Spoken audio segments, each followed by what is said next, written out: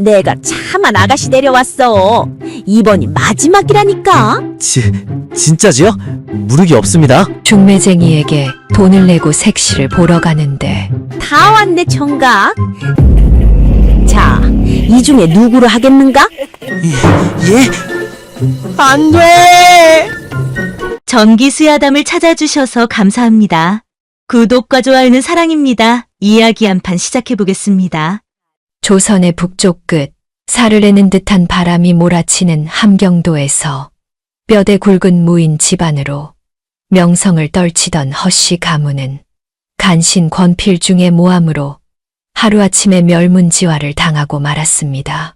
구사일생으로 살아남은 유일한 핏줄은 막내 아들 허약생뿐이었지요.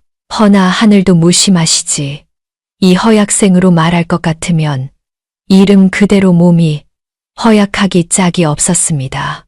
태어날 때부터 폐가 반쪽만 한지 숨 쉴 때마다 칵칵 소리가 났고 바람이 조금만 세게 불어도 날아갈까봐 주머니에 돌멩이를 넣고 다녀야 할 지경이었으니 천하의 무인 가문 마지막 생존자라 하기에는 너무나 위태로운 등불이었습니다. 약생은 가문의 복수를 다짐하며 강원도 깊은 산골로 숨어들었습니다.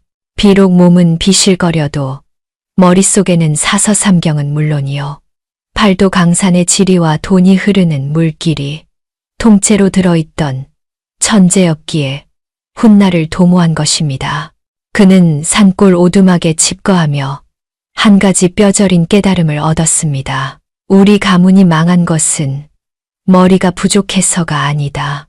압도적인 무력, 즉 간신배들의 목을 비틀어버릴 힘이 없었기 때문이다. 내 대해서는 불가능하다면 내 자식이라도 천하장사로 낳아야 한다. 그날로 약생은 읍내에서 가장 용하다는 중매쟁이 할멈을 불러 엄명을 내렸습니다. 중매쟁이가 오자 약생이 단호하게 말했습니다. 할멈, 내 조건은 딱 하나요. 얼굴 따위는 필요 없소. 재물은 내가 벌면 그만이니 오로지 튼튼한 처자, 곰이라도 때려잡을 만큼 뼈대가 굵고 기운 센 처자를 찾아주시오. 중매쟁이는 별 미친 선비를 다 보겠다며 혀를 찼으나 약생이 내미는 엽전 꾸러미에 눈이 멀어 며칠 뒤 그를 깊은 산속으로 안내했습니다. 가파른 산길을 오르느라 약생은 10걸음에 한 번씩 각혈하듯 기침을 해댔습니다. 콜록, 콜록, 하아, 아직 멀었소? 약생이 숨이 넘어갈 듯 묻자 중매쟁이는 약생을 거의 없다시피 하여 산중턱에 있는 너와 집 앞에 멈춰서며 대답했습니다. 다 왔슈. 이 집 딸들이 정신의 세 자매인데 이 고을에서 힘자랑하다가 시집을 다 놓쳤지 뭐유. 선비님 취향이 참 독특하셔. 그때였습니다. 산 울림이 들릴 만큼 쿵쿵 하는 발소리와 함께 우거진 숲풀이 쩍 갈라지더니 거대한 그림자 셋이 나타났습니다. 약생은 자신의 눈을 의심했습니다. 여인이라기보다는 산신령이 빚어놓은 장승 같기도 하고 털 깎은 곰 같기도 한 세 자매가 걸어오고 있었기 때문입니다. 맨 앞장선이는 맏언니 정금분이었습니다. 키는 7척이 넘어 보였고 어깨는 떡 벌어진 것이 웬만한 장정셋을 합친 듯 했습니다. 그녀의 어깨에는 놀랍게도 집채만 한 멧돼지가 짐짝처럼 얹혀 있었습니다. 그 뒤를 따르는 이는 둘째 정은분이었습니다. 눈매가 매섭고 몸놀림이 날렵한데 한 손에는 멧돼지 다리를 묶은 밧줄을 쥐고 있었고 다른 한 손에는 부러진 참나무 가지를 지팡이처럼 짚고 있었습니다. 마지막 막내 정옥부는 덩치가 옆으로 퍼져 굴러다니는 바위 같았는데 그녀의 품에는 멧돼지 새끼 2마리가 강아지처럼 안겨 낑낑대고 있었습니다. 막내 옥분이 배를 문지르며 언니에게 투정을 부렸습니다. 언니, 오늘 저녁은 멧돼지 통구이네. 아, 배고파 죽겠어. 그러자 앞서가던 금분이 귀찮다는 듯 대꾸했습니다. 시끄러워. 가서 속부터 걸어. 근분이 어깨에 맨 멧돼지를 마당에 쿵하고 내려놓자 땅이 지진 난 듯 흔들렸습니다. 멧돼지는 이미 숨이 끊어져 있었는데 자세히 보니 화살이나 창 자국이 아니라 맨주먹에 정수리를 맞아 두개골이 함몰된 상태였습니다. 이를 본 중매쟁이는 기겁하며 약생의 소매를 잡아 끌었습니다. 선비님 도망갑시다. 저것들은 여자가 아니여. 잘못 걸리면 뼈도 못 추려. 하지만 약생의 반응은 전혀 달랐습니다.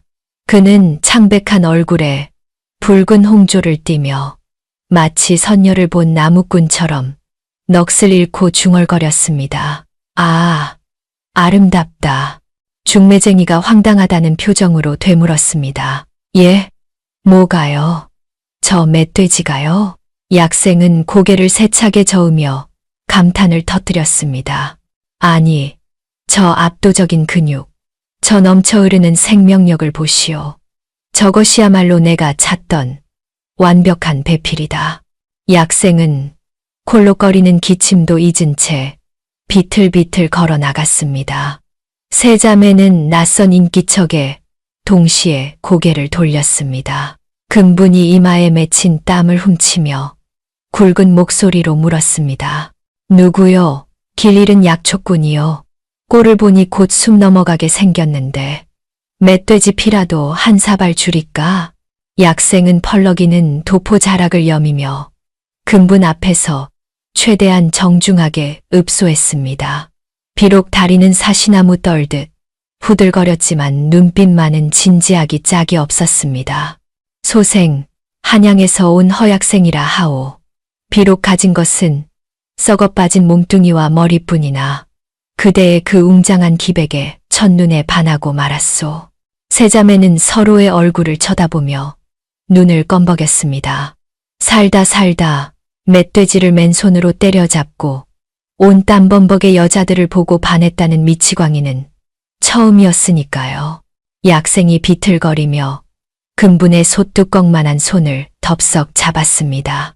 물론 근분의 손이 워낙 커서 약생의 두 손으로도 다 감싸지 못했습니다. 부디 나를 이 집에 거두어 주시오. 내 그대의 힘과 내 머리를 합쳐 이 조선 팔도를 우리 발 아래 두게 해드리리다.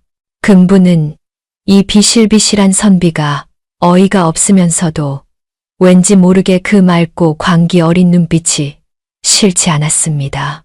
그녀는 피식 웃으며 약생의 멱살을 가볍게 쥐었습니다.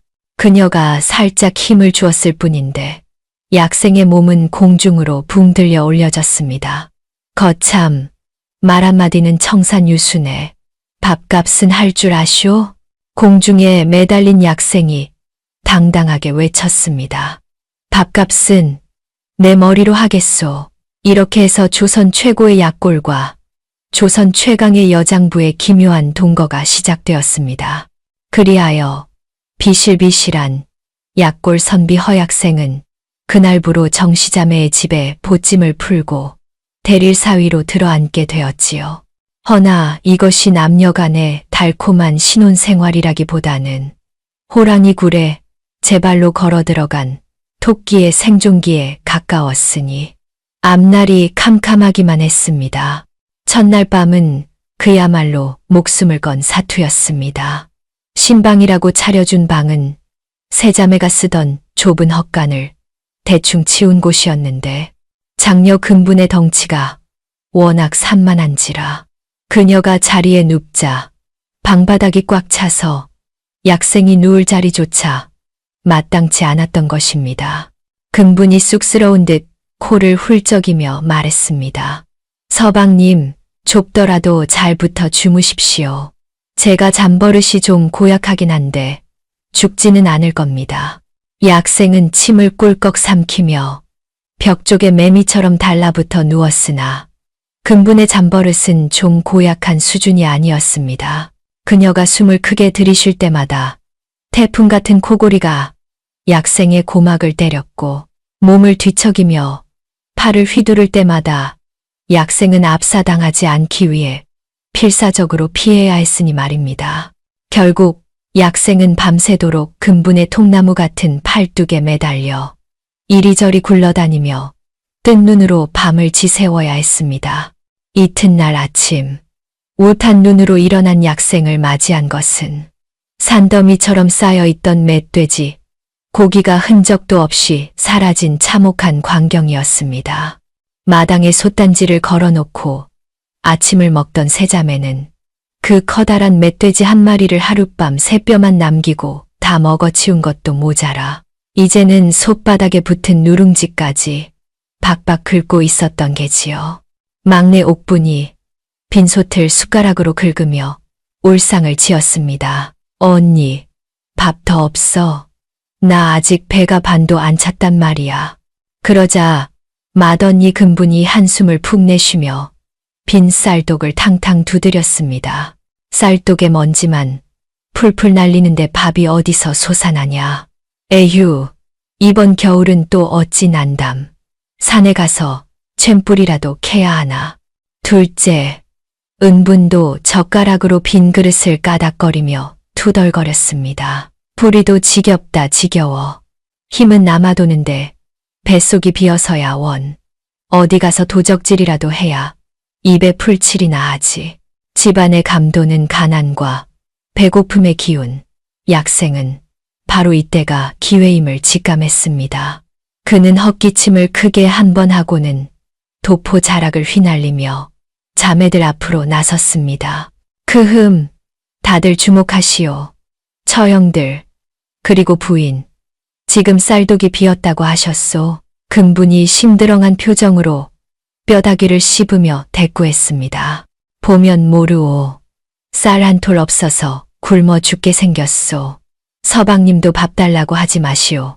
국물도 없으니. 약생은 고개를 가로저으며 비장한 표정으로 빈 쌀독을 가리켰습니다. 굶어 죽는 게 당연하지요. 그대들의 그 엄청난 덩치와 힘을 유지하려면 소 3마리 분의 여물이 필요한데 이 척박한 산골에서 멧돼지나 잡아서 어찌 감당하겠습니까? 평생 잿불이나 캐며 배를 채다 죽을 작정입니까? 약생의 전곡을 찌르는 말에 세자매가 꿀먹은 벙어리가 되었습니다. 틀린 말이 하나도 없었기 때문입니다. 약생은 그 틈을 놓치지 않고 품속에서 붓과 종이를 꺼내 들었습니다. 내게 방법이 있어. 그대들의 배를 쌀밥으로 가득 채우고 고기를 산처럼 쌓아놓고 먹을 수 있는 유일한 길이. 옥분의 귀가 번쩍 뜨였습니다. 쌀밥과 고기라는 말에 그녀의 침샘이 폭발한 것입니다. 형부, 그게 진짜야. 어떻게 하면 되는데? 약생은 바닥에 지도를 그리며 차분하지만 힘있는 목소리로 설득을 시작했습니다. 우리는 한양으로 가야 하오. 그곳에는 돈 냄새를 맡고 몰려든 부자들이 넘쳐나지요.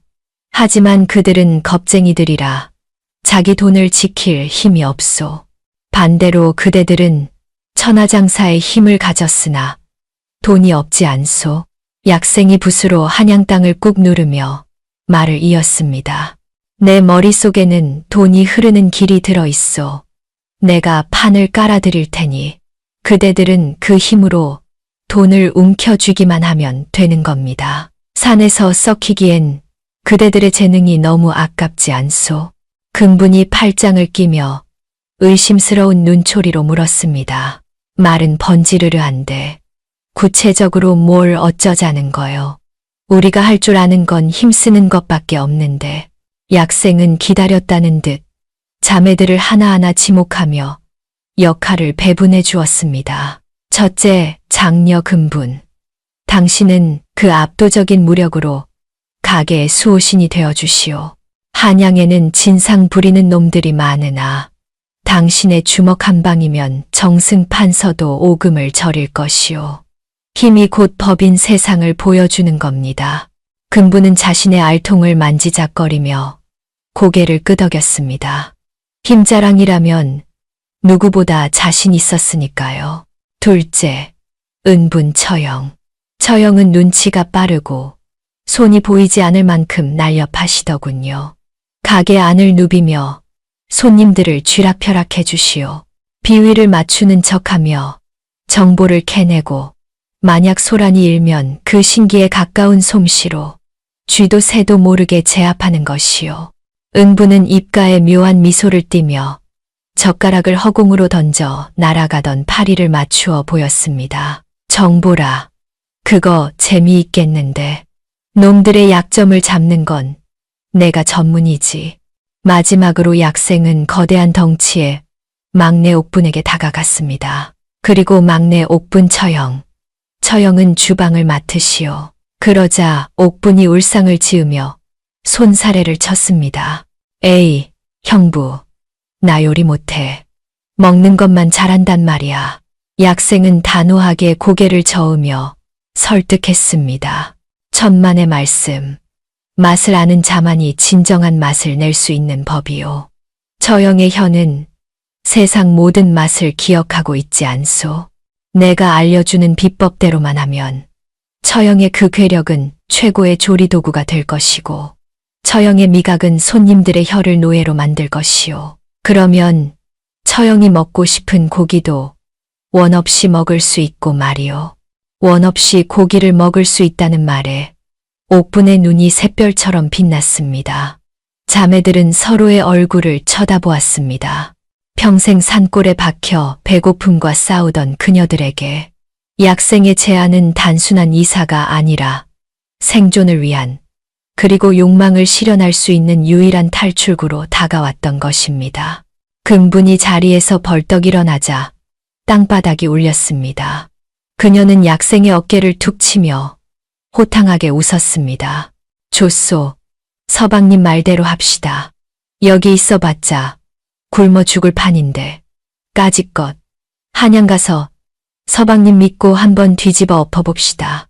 은분과 옥분도 환호성을 질렀습니다. 와, 한양 간다. 가자. 쌀밥 먹으러.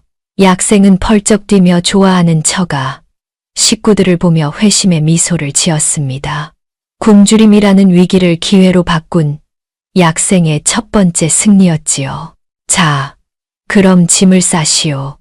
쇳불도 단김에 빼라 했으니 당장 출발해야 하오. 내 가문을 멸망시킨 권필중이 한양 상권을 쥐고 흔들고 있으니 하루빨리 가서 그놈의 목줄을 죄어야 하지 않겠소. 그렇게 강원도 산골의 곰 3마리와 비실이 선비는 살기 위해 그리고 꿈을 이루기 위해 보찜을 쌌습니다. 그들의 무모하고도 위대한 한양 상경 작전은 이렇게 배고픔 속에서 피어난 희망으로 시작되고 있었던 것입니다. 우여곡절 끝에 강원도 산골을 떠난 약생과 세 자매는 꼬박 열흘을 걸어 드디어 한양도성에 당도하였습니다. 남대문을 지나 운종가에 들어서자 시끌벅적한 장터의 소음과 사람들의 물결이 그들을 반겼는데 평생 산속에서 짐승만 보고 살았던 자매들에게는 그야말로 별천지나 다름없는 광경이었지요. 막내 옥부는 길거리에서 파는 떡이며 엿을 보느라 눈이 돌아갈 지경이었고 맏언니 금부는 지나가는 사람들이 자신의 덩치를 보고 기겁하며 길을 터주자 으쓱해하며 거리를 활보했습니다.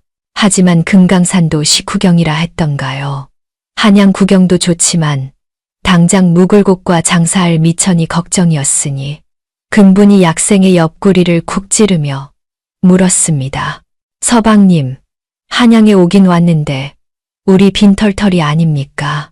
주막을 차리려면 가게 얻을 돈이며 쌀 살 돈이 있어야 할 텐데 혹시 숨겨둔 돈이라도 있소?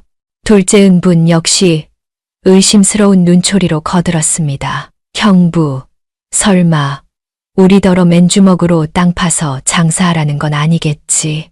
그랬다간 국물도 없을 줄 아슈.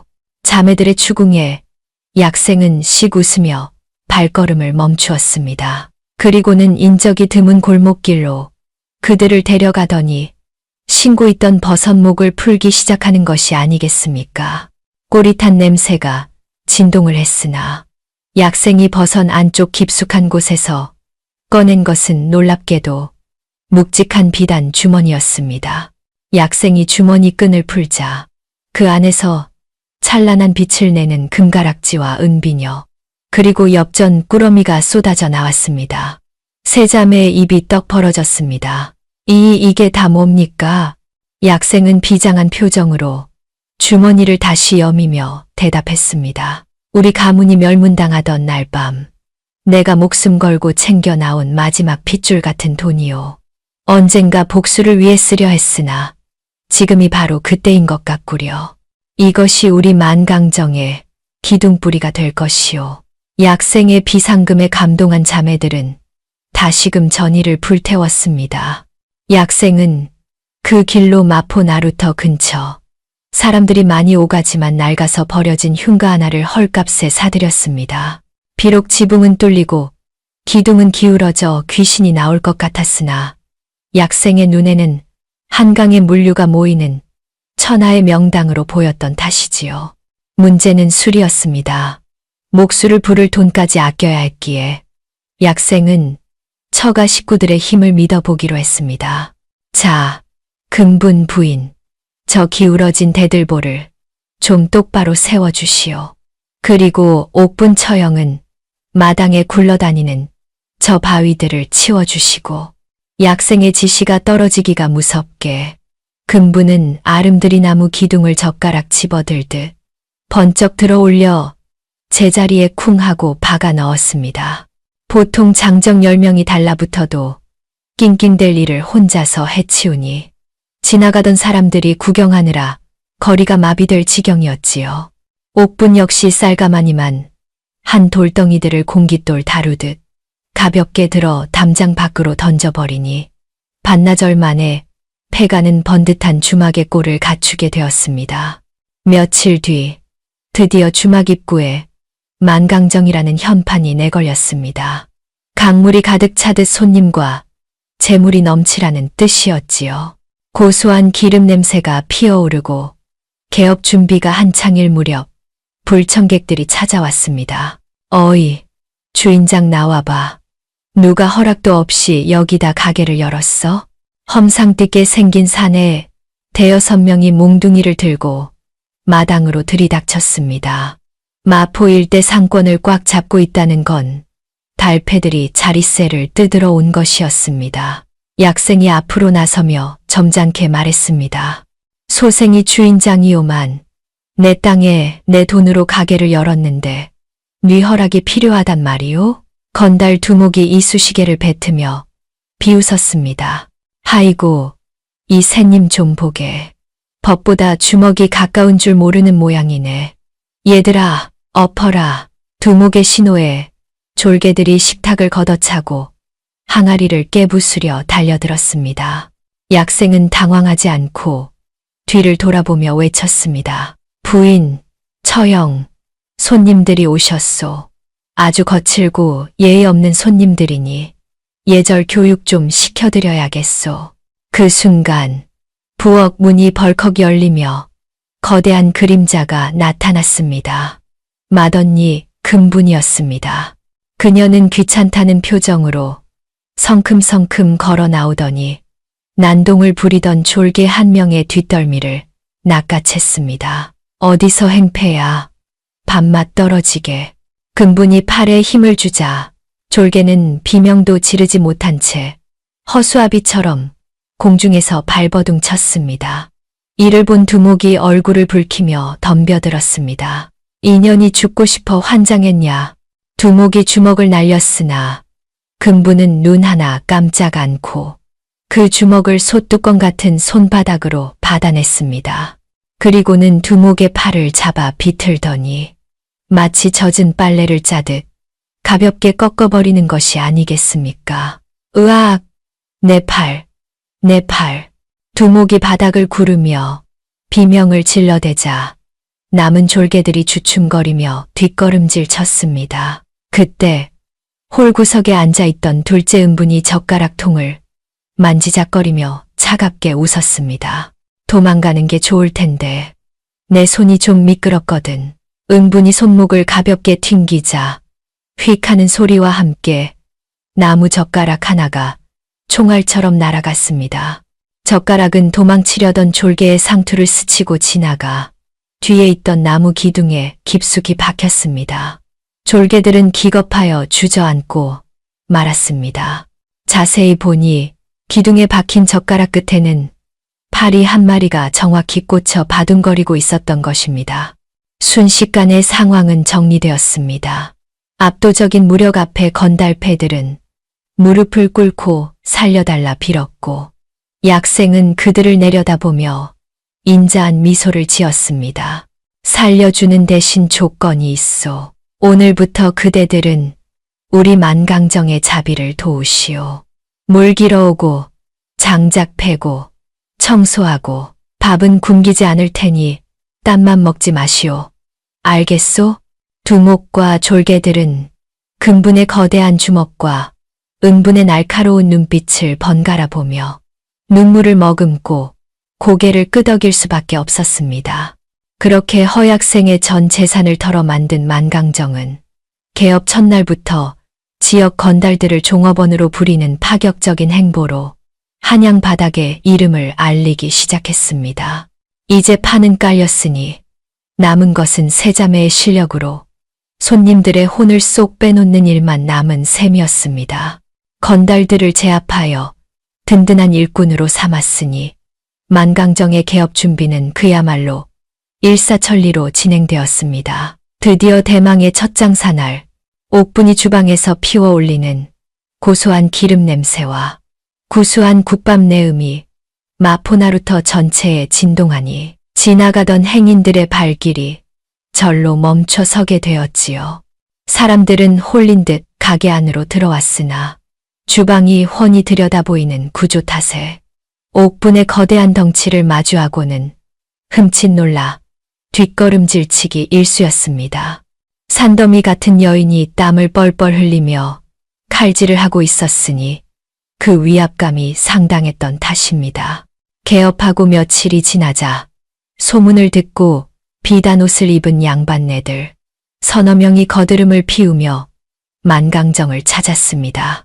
그들은 자리에 앉자마자 부채질을 해대며 주방 쪽을 힐끔거렸는데 옥분의 뒷모습을 보고는 혀를 차며 자기들끼리 수군거리는 것이 아니겠습니까? 비단 옷을 입은 양반 하나가 옥분이 들으라는 듯 큰 소리로 비아냥거렸습니다. 소문난 맛집이라 해서 왔더니만 주방장이 사람이 아니라 고미로구먼.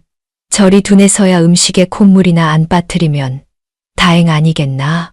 그러자 맞은편에 앉은 일행도 낄낄거리며 맞장구를 쳤습니다. 그러게 말일세. 저런 뚱뚱한 여자가 만든 음식을 먹었다가는 우리까지 미련해질 것 같아 입맛이 싹 달아나는구먼. 가세, 다른 곳으로. 그들의 조롱은 비수가 되어 옥분의 가슴에 꽂혔습니다. 평생 뚱뚱하다는 이유로 손가락질 받아온 서러움이 북받쳐 오른 옥분은 잡고 있던 국자를 떨구며 주방 구석으로 숨으려 했습니다. 바로 그때였습니다.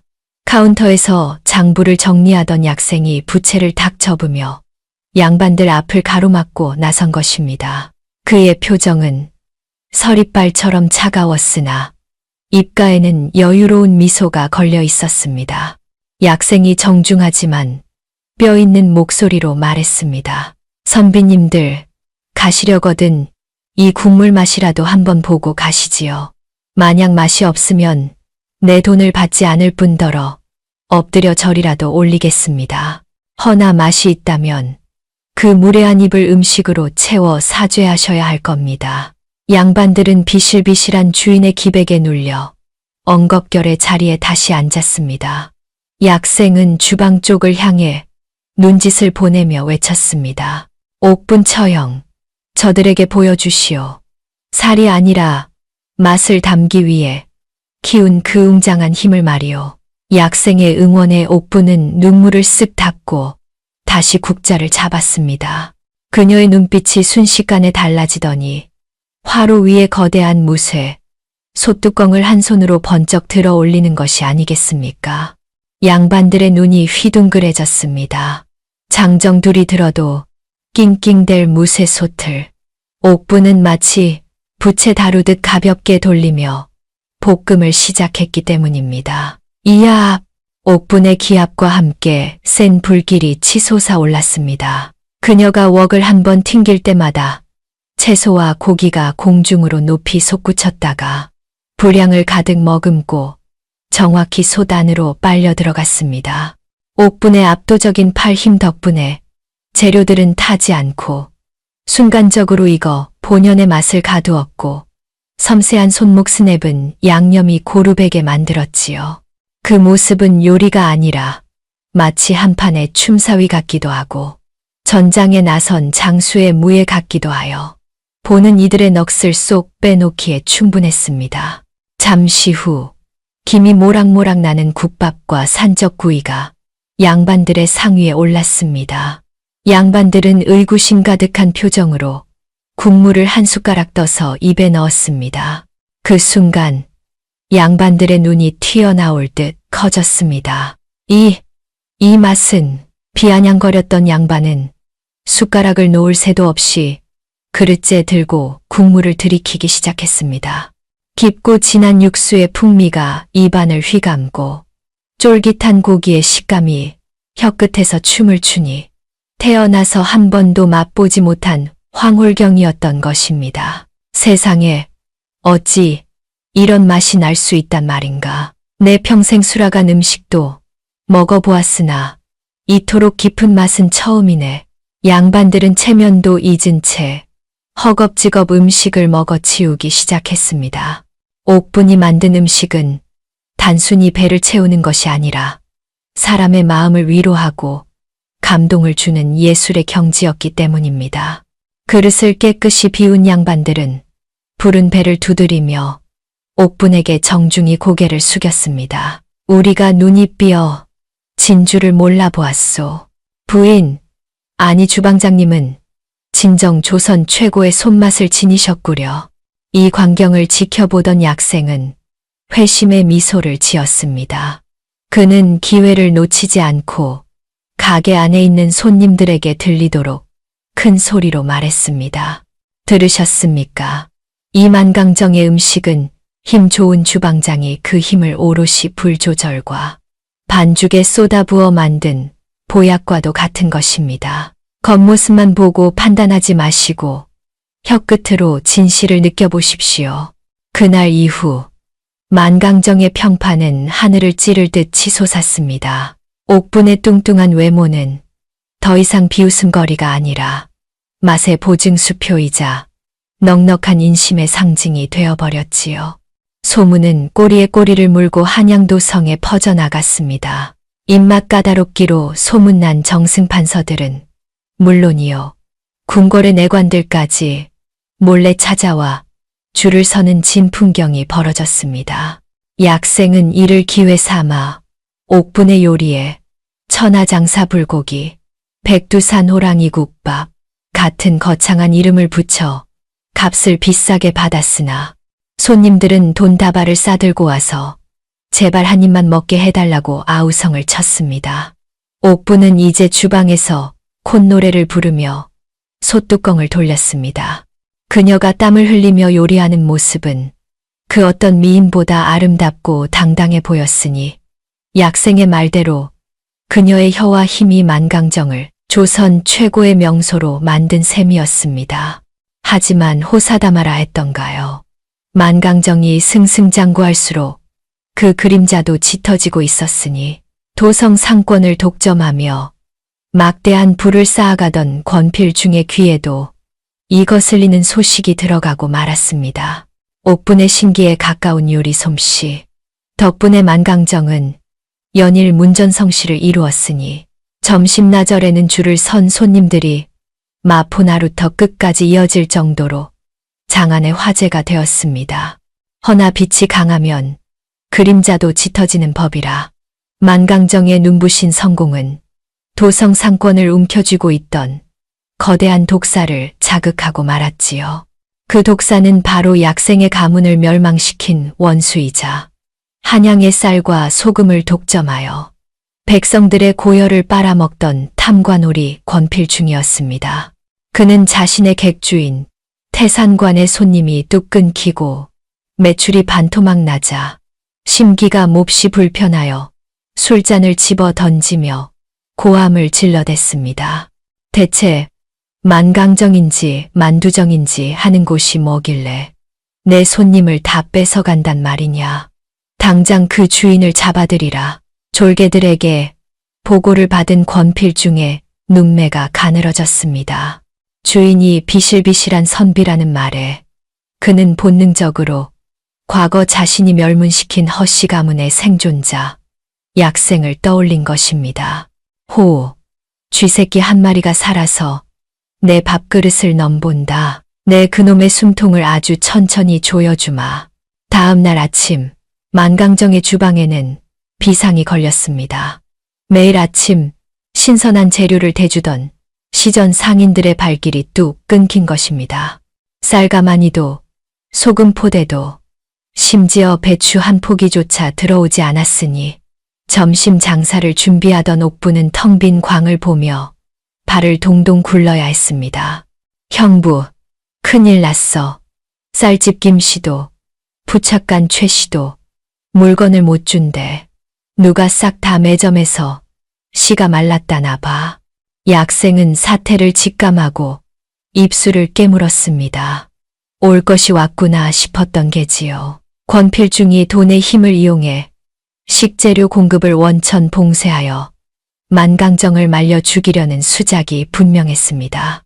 가게 안은 재료가 없어 술렁거렸고 맏언니 금부는 당장 쳐들어가서 다 때려 부수겠다며 씩씩거렸으나 약생은 침착하게 그녀를 말렸습니다.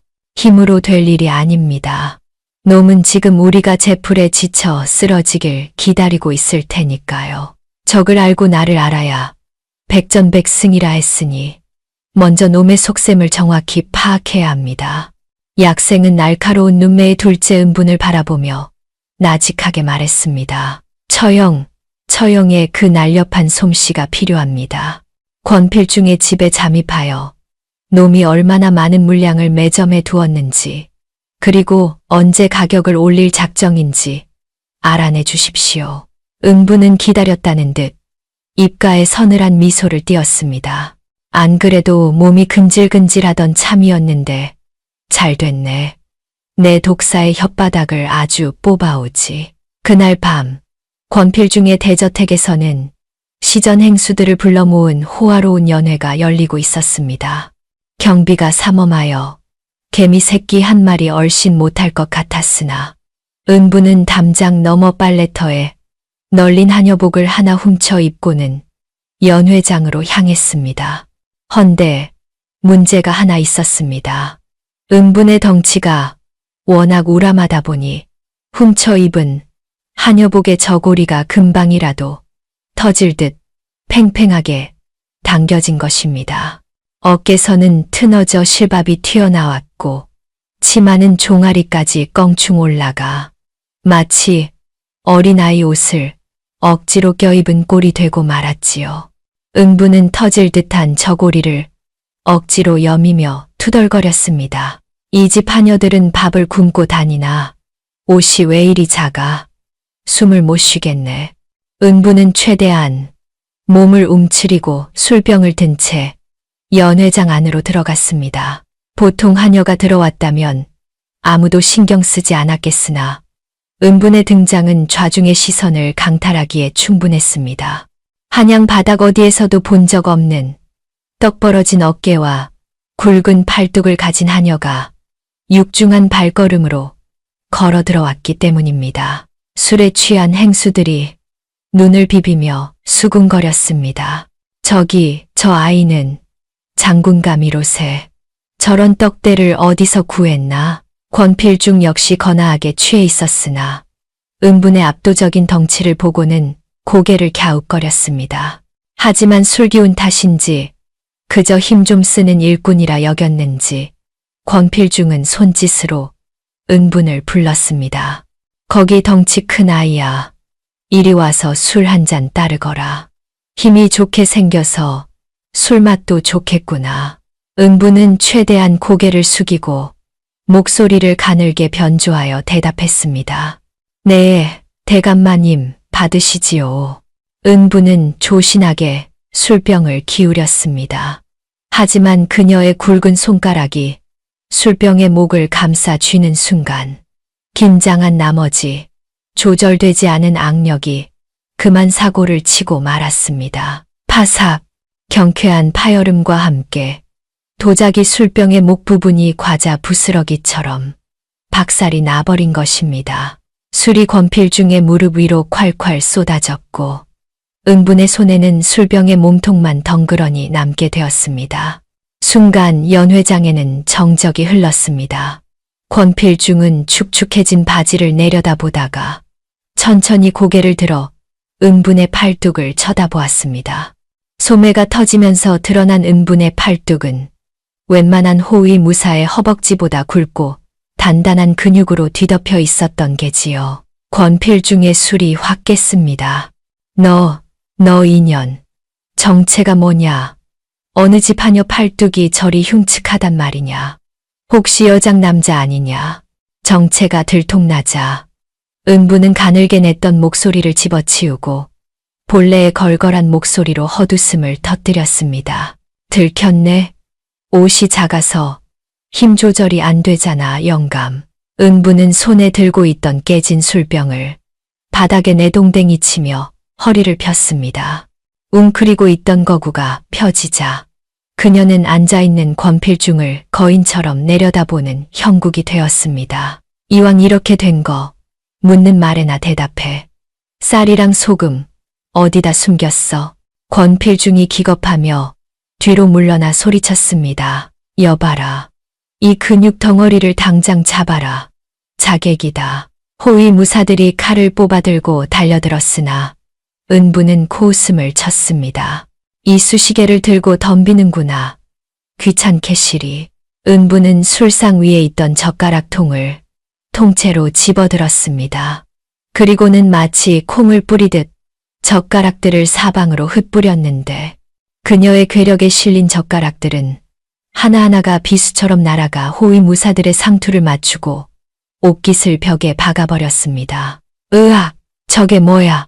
연 회장은 순식간에 아수라장이 되었습니다. 무사들이 우왕좌왕하는 사이 은부는 권필중의 멱살을 잡아 번쩍 들어 올렸습니다. 영감, 3번 창고라고 했나? 관리 잘해도 조만간 쥐새끼가 아니라 멧돼지가 들이닥칠 테니. 은부는 권필중을 짐짝처럼 술상 위로 던져버리고는 터진 치맛자락을 펄럭이며 기둥을 타고 지붕 위로 뛰어올랐습니다. 다음에 볼 때는 맞는 옷 좀 준비해두라고. 밤하늘로 사라지는 거대한 실루엣을 보며 권필중과 행수들은 공포에 질려 입을 다물지 못했습니다. 그것은 하녀라기보다는 하늘에서 내려온 선녀, 아니 산적 두목에 가까운 모습이었기 때문입니다. 만강정으로 돌아온 은부는 약생에게 자신이 알아낸 모든 정보를 털어놓았습니다. 권필중의 창고 위치와 매점 계획을 들은 약생의 눈이 샛별처럼 반짝였습니다. 수고하셨습니다, 처형. 비록 옷은 찢어먹었으나 놈의 급소를 쥐었으니 이제 판을 뒤집을 차례입니다. 약생은 지도를 펼쳐놓고 붓을 들었습니다.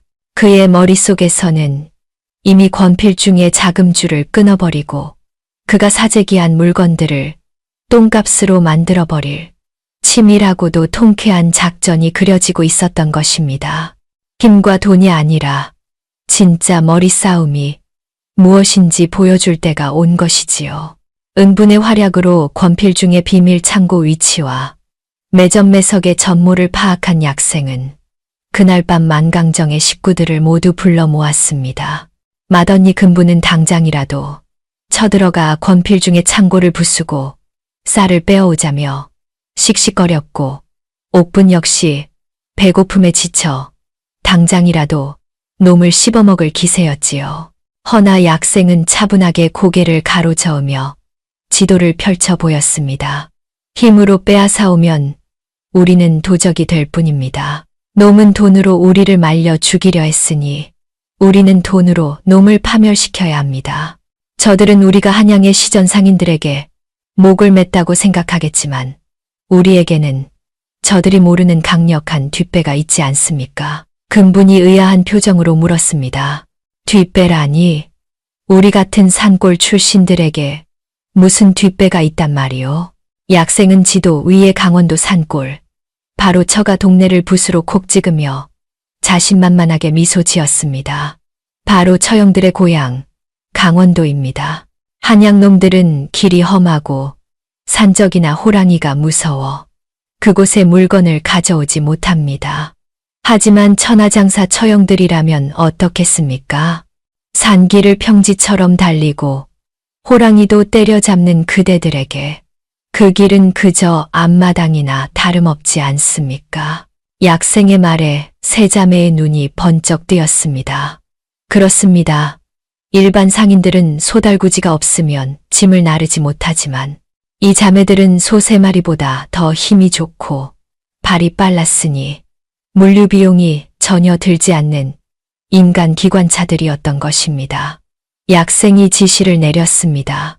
금분 부인과 은분 처형은 지금 당장 강원도로 가서 사냥꾼 동료들과 농사꾼들에게 직거래를 트고 물건을 가져오십시오.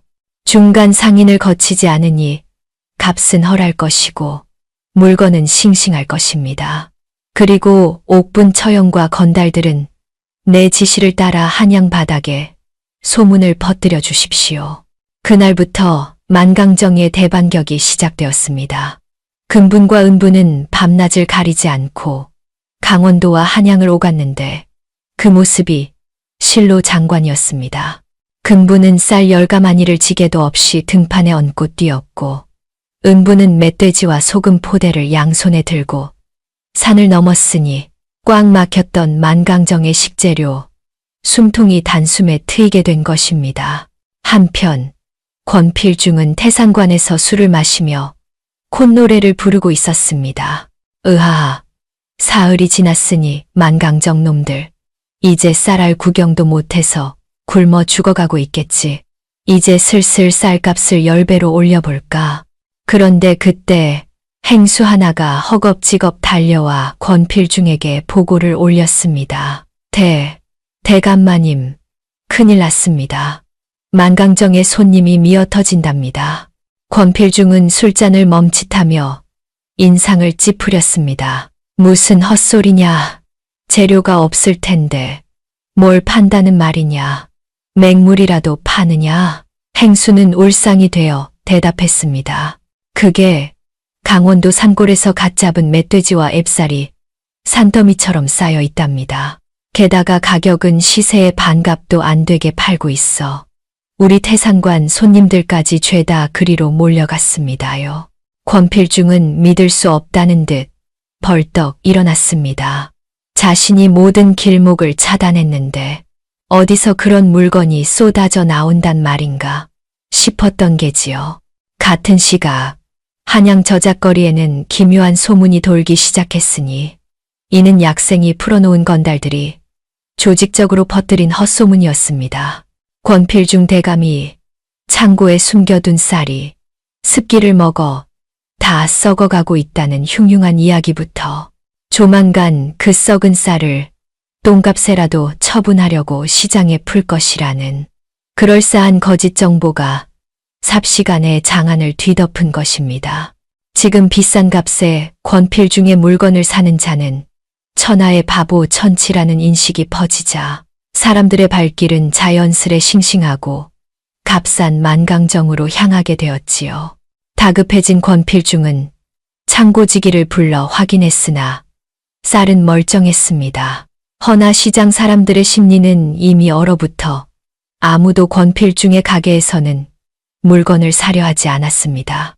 창고에는 쌀과 소금이 쌓여만 가는데 팔리지는 않고 보관료만 눈덩이처럼 불어나기 시작했으니 권필중의 속은 숯검정처럼 타들어갔습니다. 결국 권필중은 자존심을 굽히고 가격을 대폭 낮춰 시장에 내놓았습니다. 자, 반값에 드립니다. 썩은 쌀 아닙니다. 하지만 약생은 기다렸다는 듯 만강정의 가격을 더 낮췄습니다. 어차피 처가 식구들이 직접 날라오는 물건이라 믿질 것이 없었으니까요. 오늘만 특가 멧돼지 수육을 시키면 국밥이 공짜. 만강정 앞에는 장사진이 이루어졌고 태상관 앞에는 파리만 날렸습니다. 권필중이 전 재산을 털어 매점매석했던 물건들은 이제 애물단지가 되어버렸고 헐값에 팔아도 본전도 못 건질 상황에 이르렀습니다. 약생은 만강정의 높다란 누마루에 앉아 파리 날리는 태산관을 내려다보며 차를 한 잔 들이켰습니다. 지면보다 높게 지어진 누마루 위에서 보니 권필중의 몰락이 한눈에 들어왔지요. 옆에 있던 금분이 통쾌하다는 듯 껄껄 웃으며 물었습니다. 서방님, 저 독사 같은 영감탱이 얼굴 좀 보시오. 울그락불그락한 게 당장이라도 피를 토할 것 같구려. 힘 한 번 안 쓰고 놈을 이리 골탕 먹이다니. 서방님 머릿속에는 정말 구미호가 들어앉은 게요? 약생은 부채를 탁 접으며 여유롭게 대답했습니다. 돈으로 흥한 자는 돈으로 망하는 법이지요. 저놈은 욕심 때문에 스스로 판 무덤에 갇힌 꼴입니다. 하지만 쥐도 궁지에 몰리면 고양이를 문다고 했으니 이제 슬슬 놈이 이성을 잃고 마지막 발악을 할 때가 되었습니다. 금분 부인, 몸풀 준비는 되셨습니까? 금분은 우두둑 소리가 나도록 주먹을 쥐어 보였습니다. 걱정 마시오. 머리 쓰는 건 서방님 몫이지만 뼈 부수는 건 내 몫이니 놈이 제 발로 찾아오기만 하면 아주 가루로 만들어 버리겠소. 약생의 예상대로 전 재산을 날릴 위기에 처한 권필중의 눈빛은 광기로 번들거리기 시작했습니다. 더 이상 돈으로 안 된다면 남은 것은 폭력뿐이라 생각한 그는 어둠 속에 숨겨두었던 사병들을 불러 모으기 시작했으니 한양도성의 피비린내 나는 마지막 결전의 밤이 다가오고 있었습니다. 칠흑 같은 어둠이 한양도성을 덮은 그날 밤, 흉흉한 살기가 마포 나루터를 감싸고 돌았습니다. 창고 가득 쌓인 쌀과 소금이 똥값이 되어 썩어나가는 것도 모자라 평생 긁어모은 금고마저 텅 비어 거지. 발사계보다 못한 신세로 전락해버린 권필중이 마지막 남은 쌈짓돈을 털어 고용한 칼잡이 수십 명을 이끌고 만강정으로 들이닥친 것입니다. 그들은 모두 검은 복면을 쓰고 서슬퍼런 칼과 횃불을 들고 있었는데 권필중의 눈은 횃불보다 더 붉게 충혈되어 광기를 내뿜고 있었습니다. 권필중이 쉰 목소리로 악을 썼습니다. 저주받은 만강정을 불태워라. 안에 있는 놈들은 쥐새끼 한 마리 남기지 말고 모조리 베어버려라. 두목의 명령이 떨어지기가 무섭게 칼잡이들이 횃불을 가게 안으로 던지려 했고 날카로운 화살들이 비오듯 쏟아졌습니다. 일반적인 주막이었다면 순식간에 불바다가 되고 아수라장이 되었을 터였으나 만강정에는 조선 최강의 방패가 버티고 있었지요. 어둠 속에서 웅장한 쇠울림 소리가 들려왔습니다. 깡, 깡. 놀랍게도 날아들던 화살과 횃불들이 허공에서 튕겨나가 바닥으로 떨어지는 것이 아니겠습니까? 칼잡이들이 눈을 의심하며 쳐다본 곳에는 막내 옥분이 거대한 무쇠 솥뚜껑을 방패처럼 들고 서 있었습니다. 장정넷이 들어도 무거운 그 솥뚜껑을 한 손으로 가볍게 휘두르며 날아오는 투사체들을 모조리 쳐내고 있었던 것입니다. 옥분이 솥뚜껑 뒤에서 얼굴을 내밀며 코웃음을 쳤습니다. 겨우 이거야. 멧돼지가 들이받는 것보다 간지럽네. 옥분이 기압을 내지르며 솥뚜껑을 앞세우고 돌진하자 칼잡이들은 마치 전차에 치인 듯 추풍낙엽처럼 나가 떨어졌습니다. 당황한 권필중이 뒷걸음질치며 소리쳤습니다. 뭐 하느냐. 저 뚱보를 피해 지붕을 넘어라. 안으로 침투해. 칼잡이들이 방향을 바꿔 담장을 넘고 지붕을 타려 했습니다. 허나 그들의 머리 위에는 이미 밤의 여왕이 기다리고 있었으니 둘째 은분이 기와 지붕 위에 사뿐히 내려앉아 차가운 미소를 짓고 있었습니다. 은분이 품에서 쾌수저와 젓가락 한 뭉치를 꺼내 들며 나직하게 읊조렸습니다. 남의 집 지붕에 함부로 올라오면 쓰나 내려가서 잠이나 자라. 은분의 손이 춤을 추듯 허공을 가르자 수저와 젓가락들이 어둠을 뚫고 날아갔습니다. 그것들은 단순한 식기가 아니라 무시무시한 암기나 다름없었지요. 퍽, 퍽 하는 소리와 함께 지붕을 타던 자들의 급소와 손목에 정확히 젓가락이 꽂혔습니다. 비명조차 지르지 못한 채 칼잡이들이 우수수 바닥으로 떨어져 내렸는데 그 모습이 마치 가을날 낙엽이 지는 것과 같았습니다. 순식간에 병력의 절반을 잃은 권필중은 공포에 질려 입을 딱 벌렸습니다. 하지만 진짜 악몽은 이제부터였습니다. 마당 한가운데에 버티고 서 있던 맏언니. 금분이 몸을 풀며 우두둑 소리를 냈기 때문입니다. 금분은 마당 한 구석에 세워져 있던 차마 사람이 들 것이라고는 생각지 못할 아름들이 통나무 기둥을 뽑아 들었습니다. 본래 주막 확장을 위해 준비해둔 건축 자재였으나 금분의 손에 들리니 그것은 거대한 몽둥이로 변모했습니다. 금분이 통나무를 어깨에 걸치고 걸걸한 목소리로 외쳤습니다. 잔챙이들은 비켜라. 내 목표는 저 뒤에 숨은 우두머리 놈이다.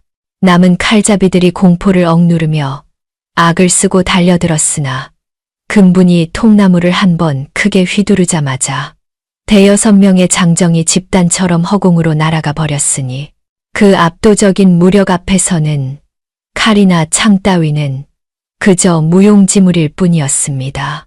금분은 마치 성난 황소처럼 적진을 단숨에 뚫고 권필중을 향해 성큼성큼 다가갔습니다. 결국 홀로 남게 된 권필중은 다리가 풀려 바닥에 주저앉고 말았습니다. 그의 눈앞에는 집채만 한 금분이 통나무를 들고 서 있었고 지붕 위에는 은분이 뒤에는 옥분이 포위망을 좁혀오고 있었습니다. 그때 금분의 등 뒤에서 약생이 부채를 접으며 천천히 걸어 나왔습니다. 여전히 창백하고 가짚은 모습이었으나 그 눈빛만은 서리빨보다 차가웠습니다. 권필중이 덜덜 떨며 물었습니다. 네, 내 놈 정체가 대체 뭐냐? 어찌 이런 괴물들을 부린단 말이냐? 약생은 권필중을 내려다보며 싸늘하게 대답했습니다. 기억하느냐? 10년 전 내 놈의 모함으로 멸문당한 함경도 허씨 가문을. 내가 바로 그 가문의 마지막 생존자 허약생이다. 권필중의 얼굴이 사색이 되었습니다. 죽은 줄만 알았던 핏줄이 살아서 그것도 자신의 모든 것을 무너뜨리기 위해 돌아왔다는 사실에 그는 말을 잇지 못했습니다. 약생이 말을 이었습니다. 내 놈은 힘없는 자들을 돈으로 짓밟고 법으로 옥죄었지.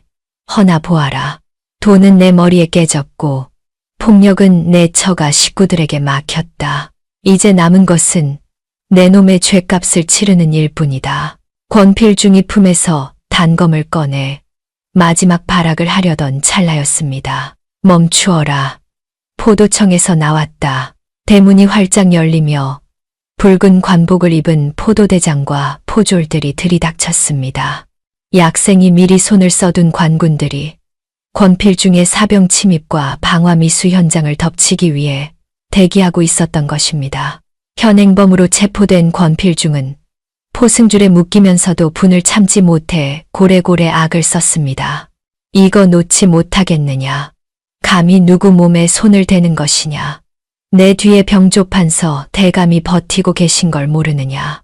오늘 이를 피눈물 흘리며 후회하게 만들어주마.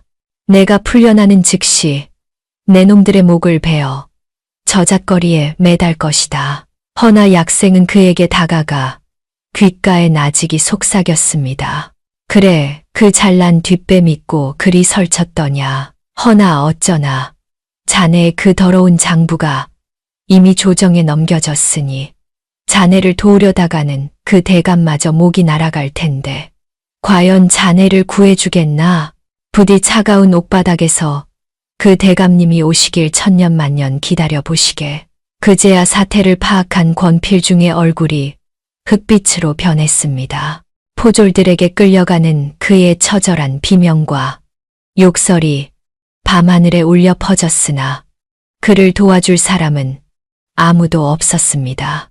마침내 가문의 원수를 갚고 도성을 어지럽히던 거악을 처단한 순간이었습니다. 금부는 들고 있던 통나무를 바닥에 쿵 내려놓으며 호탕하게 웃었습니다.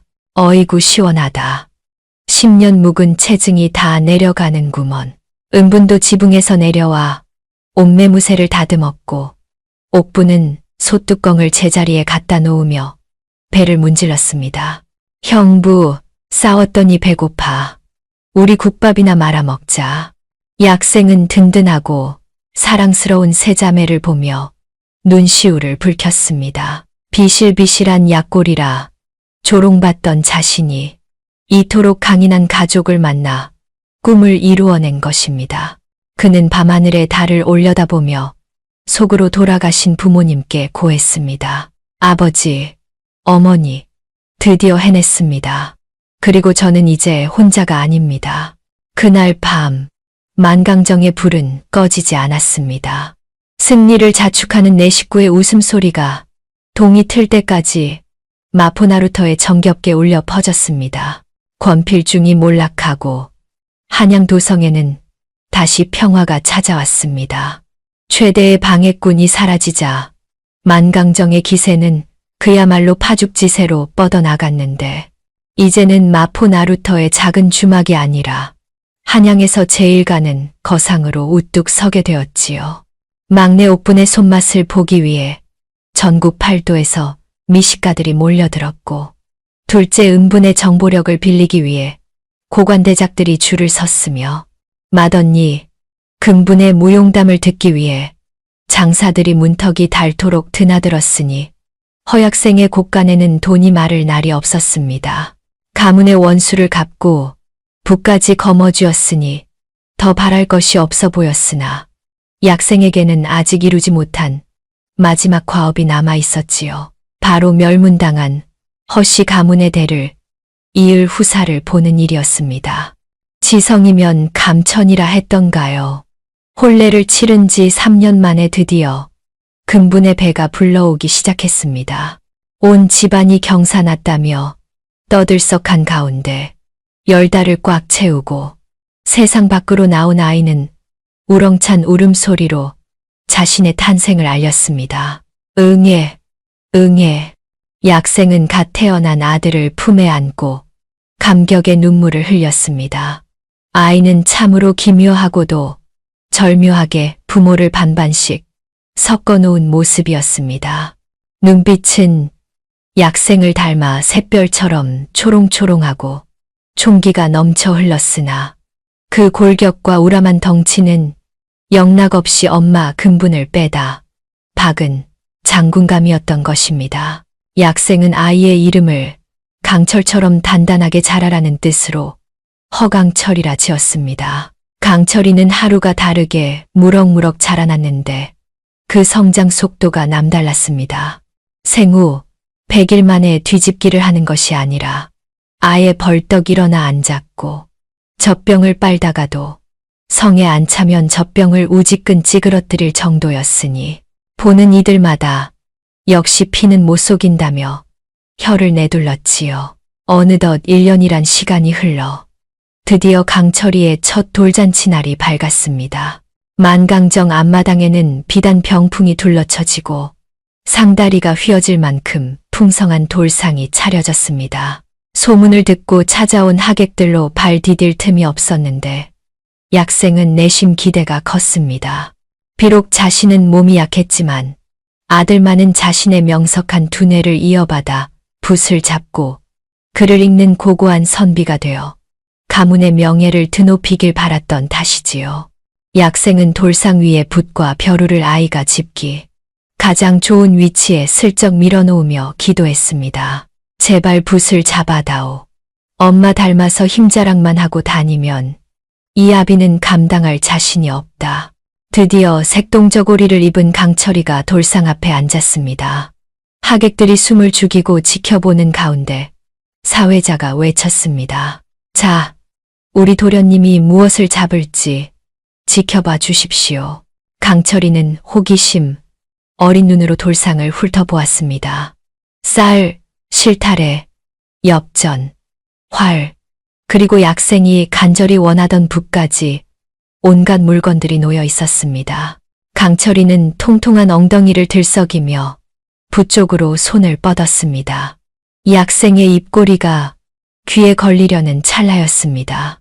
강철이는 붓을 잡는가 싶더니 붓 옆에 놓인 무거운 배그릇을 툭 쳐내고는 갑자기 돌상의 다리를 덥석 움켜쥐는 것이 아니겠습니까? 약생이 당황하여 소리칠 새도 없었습니다. 강철이는 고사리 같은 두 손에 힘을 꽉 주더니 기합을 내질렀습니다. 으라차차. 순간 좌중은 경악을 금치 못했습니다. 이제 갓도를 지난 갓난아이가 떡과 과일이 산더미처럼 쌓인 무거운 돌상을 통째로 번쩍 들어 올려 머리 위로 치켜든 것입니다. 와장창 소리도 없이 강철이는 돌상을 든 채 위풍당당하게 하객들을 둘러보며 까르르 웃었습니다. 그것은 돌잡이 물건을 고른 것이 아니라 아예 판을 통째로 들어 엎어버린 그야말로 천하장사의 탄생을 알리는 신호탄이었습니다. 하객들은 입을 다물지 못하다가 우레와 같은 박수를 쏟아냈습니다. 와, 역시 왕 장군 마님의 아들이요. 천하제일의 장사가 태어났다. 저 힘을 좀 보소. 호랑이도 때려잡겠네. 이 모이는 분과 옥부는 배를 잡고 구르며 웃어댔고 엄마 금부는 흐뭇한 표정으로 아들의 엉덩이를 두드려 주었습니다. 그래야 내 새끼지. 사내 대장부가 좀스러운 물건을 잡아서 쓰나 세상을 통째로 들어야지. 하지만 약생은 뒷목을 잡고 비틀거렸습니다. 아이고, 내 팔자야. 붓을 잡으라니까 상을 들면 어쩌란 말이냐. 약생은 기절할 듯 휘청거렸으나 곧이어 씩씩하게 웃고 있는 강철이와 눈이 마주쳤습니다. 아이의 눈동자 속에는 약생이 그토록 자랑스러워하던 영민한 지혜가 반짝이고 있었고 튼튼한 팔다리에는 근분의 강인한 기백이 서려 있었습니다. 약생은 그제야 깨달았습니다. 자신이 그토록 원하던 완벽한 유전자가 완성되었음을 말이지요. 머리는 아빠를 닮아 천하의 흐름을 읽고 힘은 엄마를 닮아 그 흐름을 거머쥘 수 있는 문무를 겸비한 슈퍼 코리안이 탄생한 것입니다. 약생은 헛웃음을 지으며 아내 근분의 어깨에 기대었습니다. 허허, 어쩌겠소. 저 녀석이 크면 한양 바닥이 또 한 번 뒤집어지겠구려. 당신이 훈련 좀 잘 시켜주시오. 근분이 약생을 한 팔로 감싸 안으며 든든하게 대답했습니다. 걱정 마시오. 서방님이 머리를 채워주시면 힘쓰는 건 내가 가르칠 테니 우리 강철이는 조선을 넘어 대륙까지 호령할 장부가 될 것이오. 화창한 봄날 만강정 마당에는 행복한 웃음소리가 끊이지 않았습니다. 멸문한 가문의 병약한 선비와 산골의 힘센 처녀가 만나 일궈낸 기적 같은 이야기. 서로의 부족함을 채워주고 넘치는 것은 나누며 살아온 그들의 앞날에는 저 튼튼하고 영리한 아이 허강철이 들어올린 돌상처럼 무겁지만 벅찬 행복이 가득할 것입니다. 약골 선비와 천하장사 세자매의 유쾌하고 통쾌한 전설은 이제 새로운 세대로 이어지며 오래도록 조선 팔도에 전해질 것입니다.